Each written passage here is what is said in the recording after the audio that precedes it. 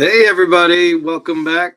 This is Coffee with Kev-innovation. I am Kevin Meredith, founder of Fourth Sector Innovations.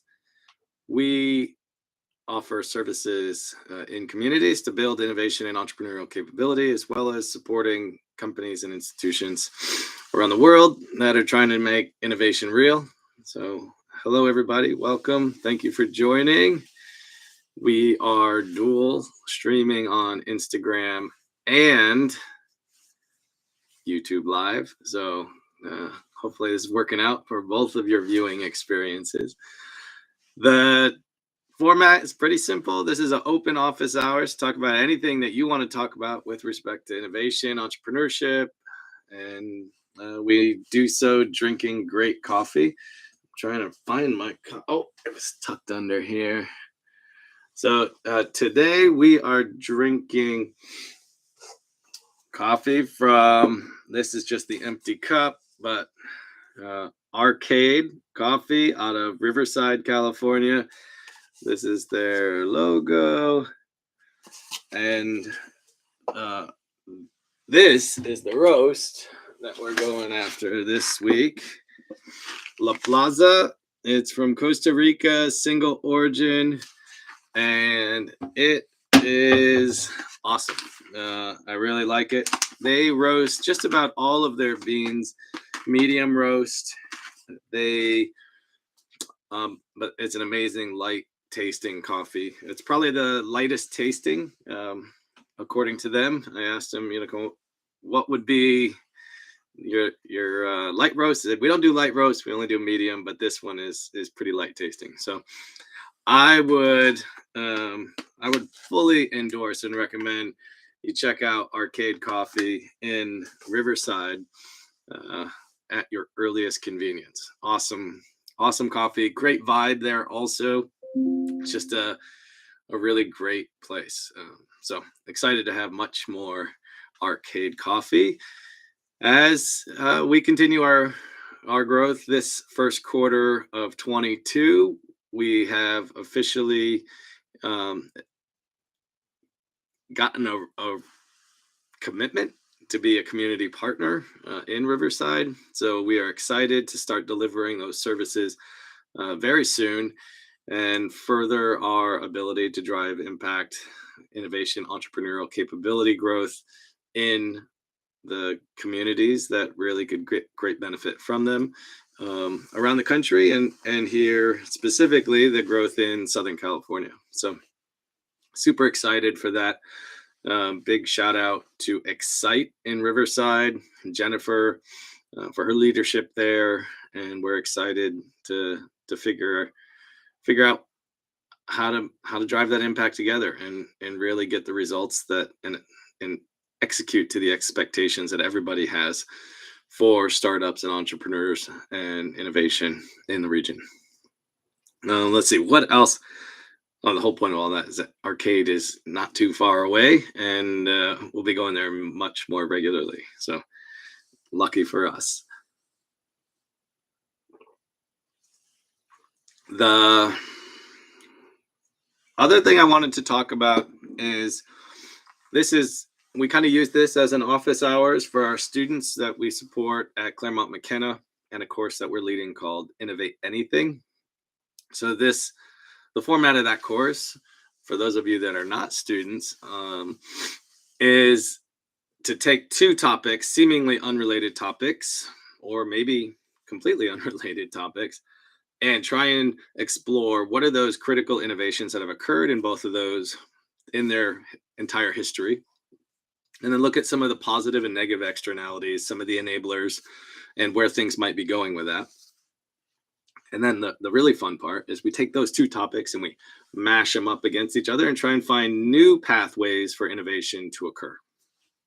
So this last couple of weeks, we've been looking at different aspects of systems. So general systems theory was a couple of weeks ago. And then this last week was the much more specific application of systems to systems engineering.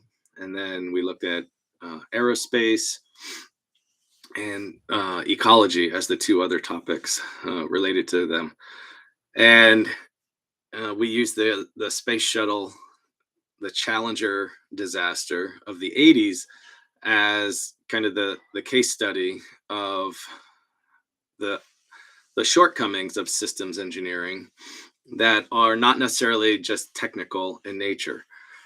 So all the power that systems engineering can have also still managed this catastrophic failure to occur back in the 80s. And what we really zero in on is this notion that interfaces are typically where the problems lie.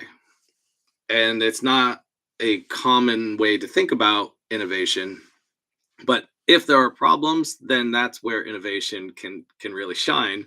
Not exclusively, but that's a great place to start. And so if we can identify where those issues happen, we can prevent future problems or futures from, or problems in general from materializing, employing innovation. In the case of the Challenger, from a technical standpoint, not necessarily the full root cause, but from a technical standpoint, the failure of the O-ring on the solid rocket booster is for sure a major cause of that failure, because it was used in an operating condition in which it was not intended to be used. That drives the cultural influence. Again, interfaces, between NASA administration and the contractors or the subcontractors within NASA itself, within the corporations or the subcontractors themselves. All these interface points were part of that failure, and that cultural failure that said that it was more important to do a launch for reasons that typically aren't considered than it is to uphold the incredible high standard of care and safety around human life. And the Challenger incident was the first loss of life of a NASA program for a mission activity. There had been previous losses in training activities and preparation activities, but never on an actual mission.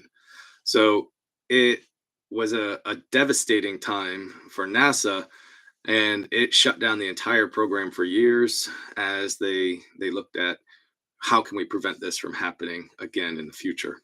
And a lot of the changes that were required were not technical in nature. They were cultural, they were organizational, leadership, management changes. So some really great lessons.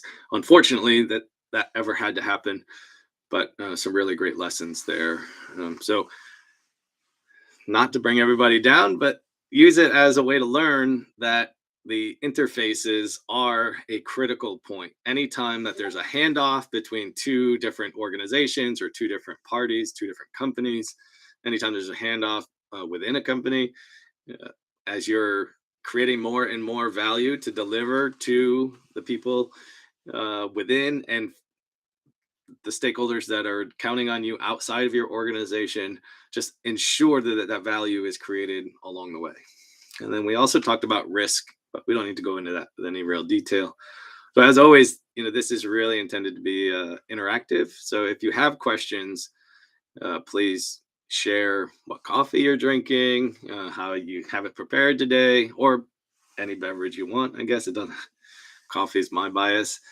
And if you have any questions about innovation, entrepreneurship, or anything, you can always request to jump on the video or throw it in on the chat. Either way. So, and if we don't get anything, then this it's okay. We just cut it off and we move on to the next week. So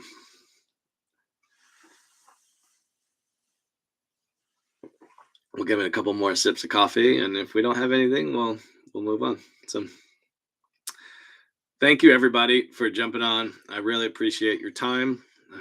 As always, if there are specific things that you want to talk about and explore with respect to innovation and entrepreneurship, that's why we're here.